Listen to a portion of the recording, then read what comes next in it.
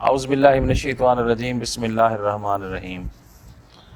اللہم صلی علی سیدنا مولانا محمد عدد ما فی علم اللہ صلاۃ دائمۃ بدوام ملک اللہ جزا اللہ عنا سیدنا مولانا محمد صلی اللہ تعالی علیہ وآلہ وسلم ما ہوا اہلہ۔ رحمت اللہ العالمین کے صدقے سے رب العالمین پوری دنیا کے انسانوں پر اپنا فضل فرمائے۔ آج کی اصل بات کے ساتھ آپ کا میزبان حاضر خدمت ہے۔ یہ ان دنوں کی بات آج میں آپ کے ساتھ شیئر کر رہا ہوں جب انتہائی ابتدائی دن تھے اور ہم اپنے مرشد پاک کے پاس جایا کرتے تھے۔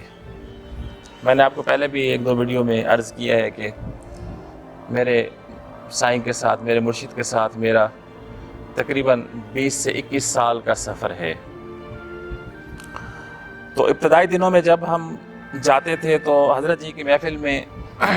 جتنی باتیں ہوتی تھیں کم و بیش ہی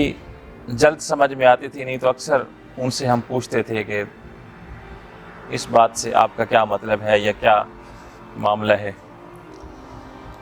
تو معزز ناظرین، ایک دفعہ میں آپ سرکار کی خدمت میں حاضر ہوا تو مجھے فرمانے لگے کہ ڈاکٹر صاحب ایک بات آج آپ کو بتاتا ہوں، وہ ذہن میں رکھ لیں اور جنت کی کنجی ہے۔ بڑا خوش ہوا، لڈو پھوٹنے لگے کہ شاید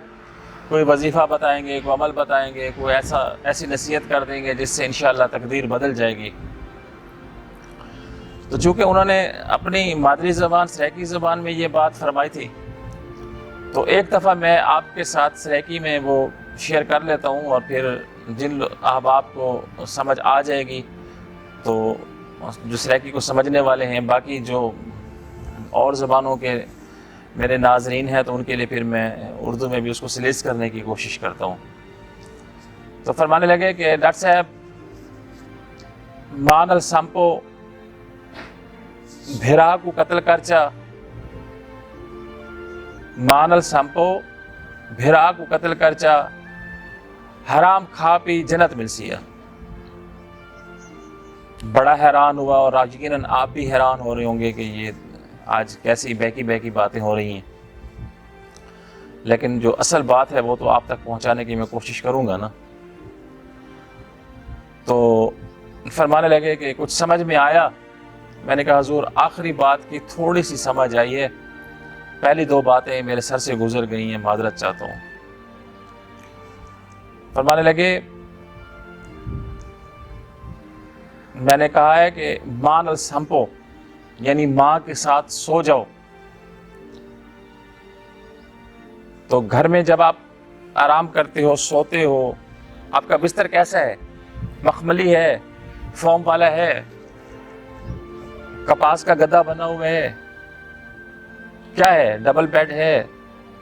کیسے بستر پر آرام کرتے ہو جا کے؟ تو ایک وقت ایسا آئے گا کہ تمہیں کچھ بھی دستیاب نہیں ہوگا، کچھ بھی میسر نہیں ہوگا، چار بندے آئیں گے تجھے اٹھا کے لے جائیں گے اور زمین پہ ڈال کے چلے جائیں گے اور ساری عمر پھر تم نے وہیں رہنا ہے۔ تو یہ جو زمین ہے یہ ماں ہے، تو ماں کے ساتھ سونے کی عادت بناؤ۔ ابھی سے تمہاری عادت ہوگی تو جب وہ تجھے زمین پر ڈال کے چلے جائیں گے تو تجھے پریشانی نہیں ہوگی، کوفت نہیں ہوگی، تکلیف نہیں ہوگی۔ زمین پہ سویا کر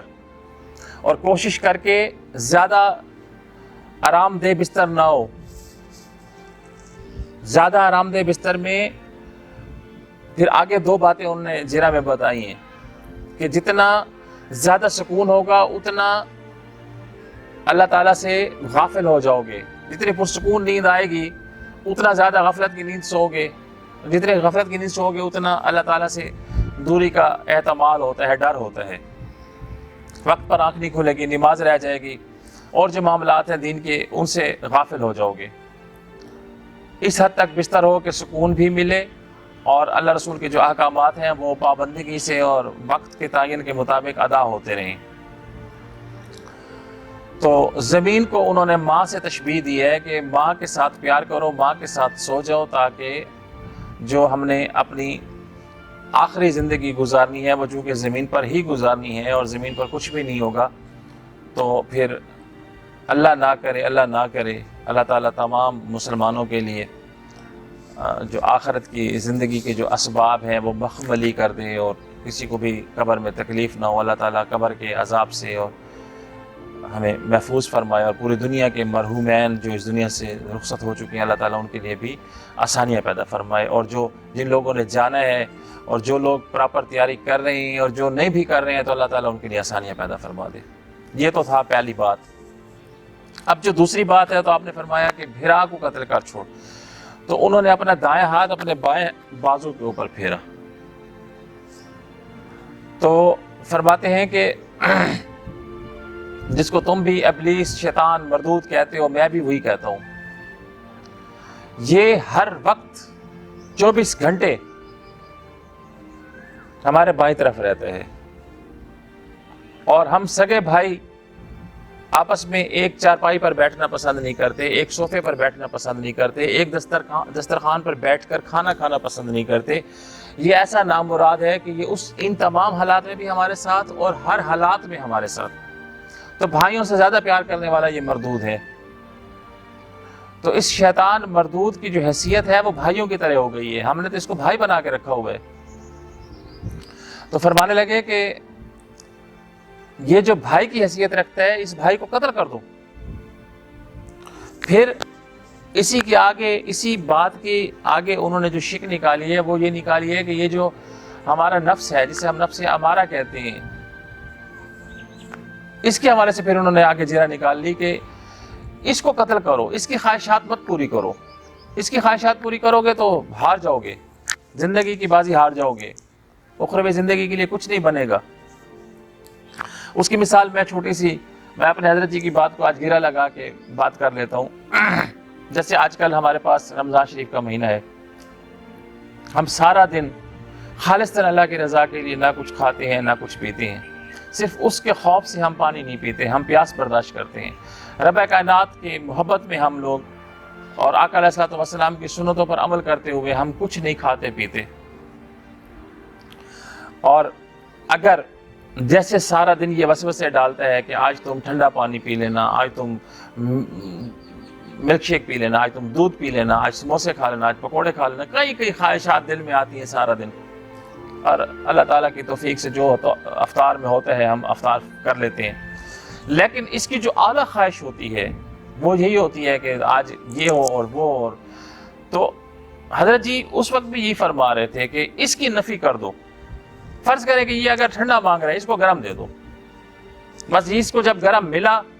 تو یوں سمجھ لیں کہ اس کے منہ میں دہکتا ہوا انگارہ چلا گیا، اس کے بعد بھلے ہم ایک بالٹی پوری چل پانی کی پی لینا خیر ہے، لیکن جو پہلا گھونٹ ہے وہ اگر ہم نے گرم پانی کا لے لیا یا اس کے مزاج کے خلاف ہم نے لے لیا تو بس ستہ خیرہ۔ یہ سموسہ مانگ رہا ہے ہم اس کو سموسہ نہ دیں، ہم اس کو کسٹرڈ دے دیں، ہم اس کو کھیر دے دیں۔ یہ تربوز مانگ رہا ہے ہم اس کو خربوزہ دے دیں، یہ آم مانگ رہا ہے ہم اس کو فالسا دے دیں۔ بلکہ میں تو یہ کہوں گا کہ کچھ بھی نہ دیں، وہی گرم پانی والا نظام ٹھیک ہے کہ ہلکا سا گرم پانی ایک گھونٹ لے کے اس کے بعد آدمی بھلے کچھ بھی کھاتا پیتا رہے، اللہ تعالیٰ ہر کسی کے نصیب فرمائے۔ تو یہ نفس امارہ کی نفی کرنی ہے، یہ نفی اگر ہم نے کر لی تو کام بن جائے گا انشاءاللہ۔ بھائی کو قتل کر دینے والی بات بھی میں نے آپ کے ساتھ کلیئر کر دی۔ جو تیسری بات ہے وہ کامن ہے، بہت سارے لوگ سمجھ چکے ہوں گے، بہت سارے آپ کو سمجھ آ گئی ہوگی کہ غصہ جب آ جائے تو پی جاؤ۔ غصے کا جو توڑ ہے وہ بہت سارے علماء سے بھی آپ نے سنا ہوا ہے، بزرگان دین سے بھی آپ نے سنا ہوا ہے، کتابوں میں بھی پڑھا ہوا ہے کہ غصے کی حالت میں غصہ نہیں کرنا، غصے کی حالت میں خود کو محفوظ کرنے کی کوشش کرنی ہے، غصے کی حالت میں کوئی غلط فیصلہ نہیں کرنا، غصے کی حالت میں کوئی ایسی لغو بات منہ سے نہ نکلے جس سے معاملات غلط نہ ہو جائیں۔ تو یہ وہ 3 باتیں تھیں جو حضرت جی نے مجھے انتہائی ابتدائی عمر میں سمجھانے کی شفقت فرمائی تھی، اور شکر ہے اس رب کائنات کا جس نے مجھے فہم و فراست عطا کی اور میں اپنی سائیں کی باتوں کو سمجھ کے، اور آج اتنے سالوں کے بعد میری خواہش تھی کہ میں حضرت جی کی جو حضرت جی کے ساتھ جو میں نے بیٹھکیں کی ہیں، جو میں نے محفلیں کی ہیں، تو ان محفلوں کا کچھ نہ کچھ آپ کے ساتھ میں شیئر کرتا رہوں. شمع الحمدللہ چونکہ رمضان شریف کا مہینہ چل رہا ہے، برکتوں والا مہینہ چل رہا ہے، تو میری خواہش ہے کہ رمضان اسپیشل کے حوالے سے جہاں تک ہو سکے حضرت جی کی کوئی ایک بات روزانہ آپ کے ساتھ میں شیئر کروں. مجھے تو روحانی سکون ملتا ہے، اور اللہ کرے گا میرے کسی بھی مسلمان بھائی کو ان باتوں میں سے کوئی ایک بات کی سمجھ اگر آ گئی تو انشاءاللہ سب کی آخرت بھی سنور جائے گی اور معاملات ٹھیک ہو جائیں گے. امید کرتا ہوں کہ آج کی اصل بات آپ کو ضرور پسند آئی ہوگی، اور میں نے اس چینل پر کبھی بھی آپ کو ریکویسٹ نہیں کی کہ میرے چینل کو سبسکرائب کر دیں، لیکن مجھے بہت سارے احباب نے کہا ہے کہ یہاں ضرور کہا کریں، کیونکہ جو اصل بات ہے وہ زیادہ لوگوں تک پہنچنی چاہیے. تو جو احباب میرا چینل سے مستفید ہو رہے ہیں، ان کی مہربانی ہے، وہ شرف قبولیت بخشتے ہیں ہمارے چینل کو کہ وہ دیکھتے ہیں اور مستفید ہوتے ہیں. تو جو نئے لوگ ہیں ان سے گزارش ہے کہ میرے چینل کو سبسکرائب کر دیں اور دوستوں میں زیادہ سے زیادہ شیئر کرنے کی کوشش کریں. آپ لوگ جتنا زیادہ شیئر کریں گے یہ جو اصل بات ہے زیادہ لوگوں تک پہنچے گی. تو